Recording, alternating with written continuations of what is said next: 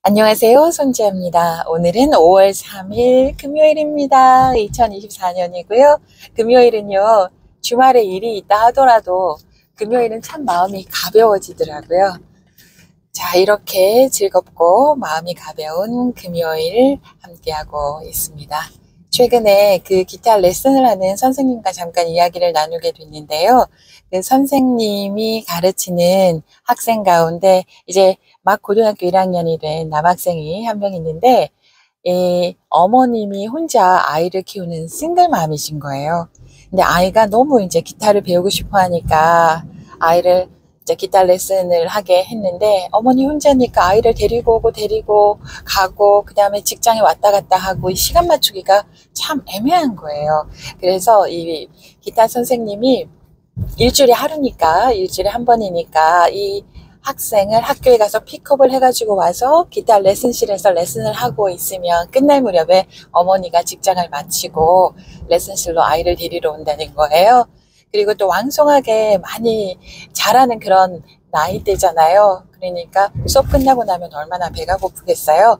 그래서 이 선생님이 꼭 이 학생을 위해서 뭐 풀빵이라던가 샌드위치라던가 김밥이라던가 아니면 치킨 너겟이라던가 학생과 같이 먹을 수 있는 간식까지도 준비를 해주신다는 얘기를 듣고서 그 어머님이 참 고마워하시겠다라는 생각이 들었어요. 싱글맘, 싱글데드로 산다는 거는 더구나 미국에서 굉장히 힘든 삶이거든요. 제가 10년 동안 해봤잖아요. 10년 동안 아이를 키우는 혼자 아이를 키우는 싱글맘의 생활을 했었는데요. 이게 아예 저소득층이면은 정부로부터도 도움을 많이 받을 수가 있는데, 제가 그때 당시에 받았던 돈은 겨우 저소득층을 겨우 면하는 그런 수준의 월급을 받아서 넉넉하지도 않았고, 또 저는 일가 친척이 단 한 명도 없었어요, 미국에.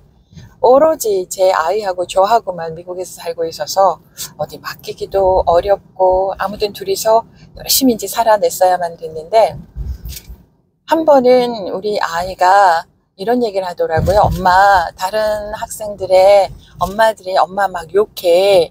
애 픽업 제대로 안 한다고. 맨날 늦게 온다고. 그래서 그 말을 들었을 때 저도 참 많이 속이 상했거든요. 그래서 제가 그랬죠.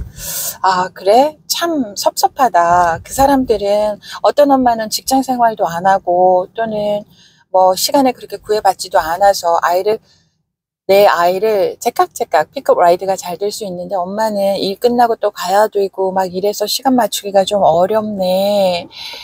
그런데 말이야, 입장을 바꿔놓고 생각을 해보면 엄마 같으면 픽업 라이드 좀 많이 도와줄 수 있을 것 같은데, 엄마 많이 해주잖아. 네 친구들 엄마가 시간만 맞으면 픽업 라이드 엄마가 내가 해줄게 뭐 이런 말 엄마가 많이 하잖아. 그렇게 해주면 도와주면 참 좋을 텐데 너무 좀 마음이 속상하다 이런 얘기를 했었거든요.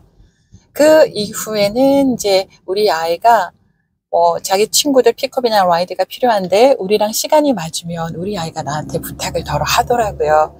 그런 시간을 보냈었거든요. 그래서 그 주위에 혹시나 싱글데드나 싱글맘이 주위에 있다면 좀 많이 도와주시면은 그분들이 굉장히 고마워하실 거예요. 픽업 라이드 같은 경우는 정말 많이 고마워하거든요. 그래서 우리 아이가 나중에 커서 혼자 버스를 탈 수 있게 됐을 때는 버스를 많이 이용을 했어요. 제가 픽업하고 라이드 하지 않고 혼자 버스나 전철을 이용을 했었죠. 또 그것도 교육상 필요할 것 같아서 그렇게 했었습니다. 혼자 아이를 키운다는 거는, 그때 보통 아이가 초등학교 다닐 때는요, 부모님들의 나이가 한 30대일 경우가 많거든요. 그런데 가만히 생각을 해보면 30대에 우리 부모님들도 한창 자기 삶에 스트러글링을 해야 되는, 그러니까 많이 어려움을 겪는 그런 나이가 또 30대거든요. 그럴 때 혼자 아이를 키운다니 얼마나 힘들겠어요. 내 인생에 대해서도 생각이 많고 고민이 많은데 또 아이까지 키워내야 된다니까 많이 힘들고 어려워요. 자, 그런 부모님, 저와 똑같은 후회를 절대 하지 마시기 바랍니다. 제가 지금 돌아서서 정말 뼈저리게 정말 애간장이 아프게 후회하는 것 가운데 하나가 우리 아이가 초등학교 다닐 때 그때 조금 더 시간을 함께하고 조금 더 예뻐하고 조금 더 안아주고 조금 더 눈을 맞춰주고 조금 더 많은 시간을 내서 놀아주고 조금 더 시간을 내서 그 아이와 얘기를 나눌 수 있었다면 얼마나 좋았을까. 그거가요 두고 후회를 하는 거예요. 제가 만약에 그 시절로 다시 돌아간다면 어차피 살아내야 될 거, 어차피 해내야 될 거, 그럴 거면은 거기에 아주 충실하게 아이와 함께 하고 싶어요.